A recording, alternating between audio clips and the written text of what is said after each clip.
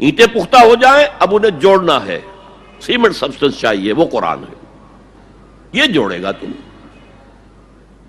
چنانچہ یہی بات حضرت شیخ الہند مولانا محمود حسن دیوبندی اسیر مالٹا نے اپنی اسیری سے رہائی پانے کے بعد واپس جب آئے ہیں تو دیوبند میں علماء کے ایک بڑے اجتماع سے خطاب کر کے کہی۔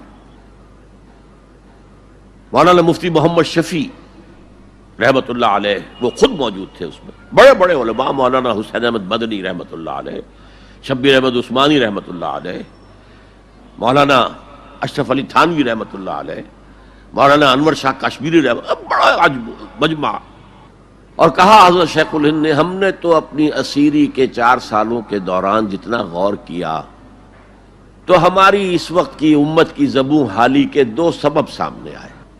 مولانا مفتی شفیع لکھتے ہیں ان کی کتاب وحدت امت کے نام سے، کہتے ہیں کہ پورا مجمع ہمہ تن گوش ہو گیا کہ یہ شیخ الشیوخ استاد العلماء عمر کے اس آخری درجے میں اس حد پر آ کر اب نیا سبق کون سا سیکھ کر آیا؟ تاکہ ہمیں تو اس کے 2 سبب معلوم ہوئے، ایک ہمارا قرآن کو ترک کر دینا، لفظ نوٹ کیے، ترک کر دینا، اور دوسرا ہمارے آپس کے اختلافات۔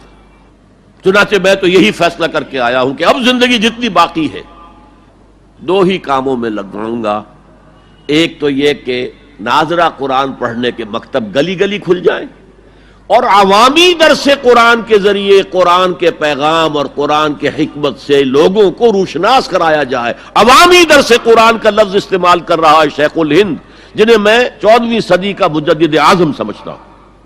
اور نمبر 2 یہ کہ آپس کے اختلافات کو حوالہ دی جائے۔ یہ واقعہ کوٹ کر کے مفتی محمد شفیع صاحب لکھتے ہیں کہ حضرت شیخ نے جو 2 باتیں کہیں اصل میں وہ ایک ہی ہے۔ ہمارے باہمی اختلافات بھی تو اسی وجہ سے ہیں کہ ہم نے قرآن کو ترک کر دیا ہے۔ بتائیے شیخ الہند نے کیسے ترک کیا قرآن؟ مولانا مدنی نے کیسے ترک کر دیا قرآن؟ کیا مطلب اس ترک کرنے کا؟ حال تو یہ ہے کہ مولانا مدنی رحمت اللہ علیہ، حالانکہ وہ تو گرفتار نہیں ہوئے تھے، وہ تو والنٹریلی اپنے شیخ کی خدمت کے لیے گئے ہیں ساتھ، اور اس حد تک ان کی وفاداری اور ان کی خدمت گزاری کہ رمضان کا مہینہ آیا تو حضرت شیخ الہند نے حسرت کے ساتھ کہا زندگی میں یہ پہلا رمضان ہوگا کہ تراویح میں قرآن نہیں سن سکیں گے، اس لیے کہ نہ شیخ الہند حافظ تھے، نہ مولانا مدنی حافظ تھے، اور تیسرے ان کے ساتھ ایک اور تھے، ان کا میں نام بھول رہا ہوں، وہ سرحد کے پٹھانوں میں سے تھے، کوئی حافظ نہیں تھا۔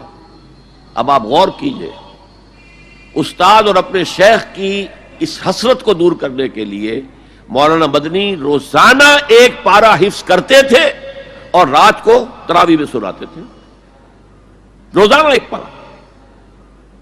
اور یہ انہونی بات نہیں ہے، جب ساری زندگی قرآن ہی سے شغف رہا ہے تو وہ ہے تو صحیح ذہن میں، اب صرف ان کے لنکس ملانے ہیں آپس میں، اور کیا ہے؟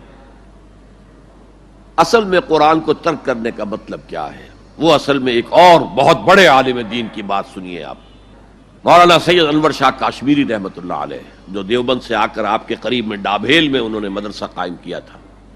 وہ ایک مرتبہ قادیان میں ایک جلسہ علماء کیا کرتے تھے ہر سال رد قادیانیت کے لیے،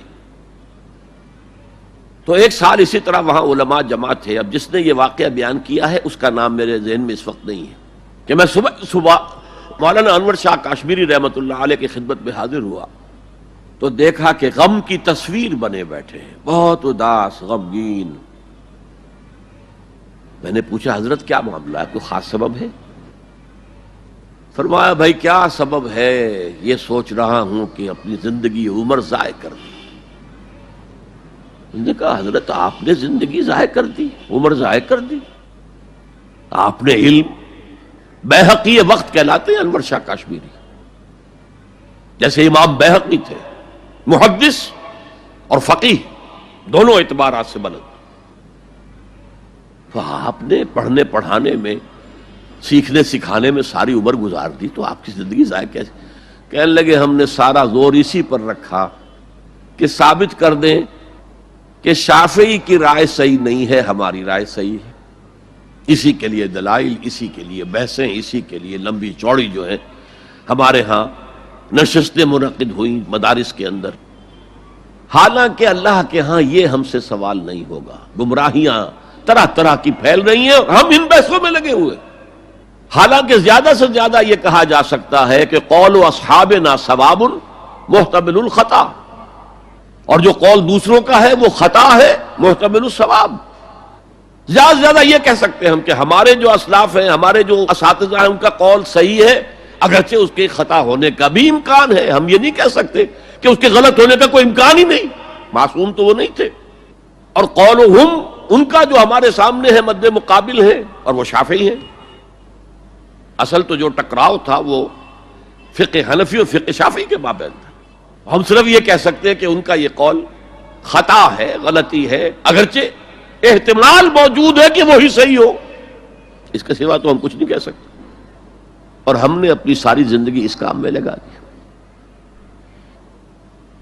لیکن میں کہہ نہیں سکتا اس پر کتنے رنج اور صدمے کا اظہار کروں کہ مجدد وقت شیخ الہند رحمۃ اللہ علیہ اور بحقی وقت مولانا انور شاہ کاشمیری رحمۃ اللہ علیہ، ان کی ان باتوں کا کوئی اثر ان کے شاگردوں نے قبول نہیں کیا. وہی روش ہے، وہی فقہی بحثیں ہیں. جب میں نے پاکستان میں تحریک خلافت کا آغاز کیا، کچھ احادیث بیان کی، اچھے علماء نے کہا کہ ڈاکٹر صاحب ہم نے تو یہ حدیثیں پہلی مرتبہ آپ سے سنی. یہ حدیثیں جو ہیں یہ ہیں کتاب الملاحم میں، اشراط الساعہ، علامات القیامہ، کتاب الفتن. اور حدیث کے ان ابواب پر تو پہنچتے پہنچتے ہم ایگزاسٹ ہو چکے ہوتے ہیں. ہماری ساری بحثیں جو ہے وہ ختم، اور وقت ختم ہو جاتا ہے ان فقہی بحثوں کے اندر. یہاں تک تو ہم پہنچتے ہی نہیں. بہرحال دوسرا نقطہ جیسا کہ میں نے عرض کیا، پہلا اینٹیں پکاؤ، مضبوط کرو. یا ایھا الذین آمنوا اتقوا اللہ حق تقاتہ ولا تموتن الا وانتم مسلمون. اور دوسرا ان کو جوڑنے کے لیے قرآن کو ایز اے سیمنٹ سبسٹنس استعمال کرو. واعتصموا بحبل اللہ جميعا ولا تفرقوا واذکروا نعمت اللہ علیکم اذ کنتم اعداء فالف بین قلوبکم فاصبحتم بنعمتہ اخوانا وکنتم علی شفا حفرۃ من النار. تم تو تباہی آگ کے گڑھے کے کنارے تک پہنچ گئے تھے، گرا چاہتے تھے. فانقذکم منہا، تو اللہ نے اس سے تمہیں نکالا ہے. کذالک یبین اللہ لکم آیاتہ لعلکم تہتدون. اسی طرح اللہ تعالیٰ تمہارے لیے اپنی آیات کی تبیین کر رہا ہے، وضاحت کر رہا ہے، تاکہ تم ہدایت حاصل کر سکو.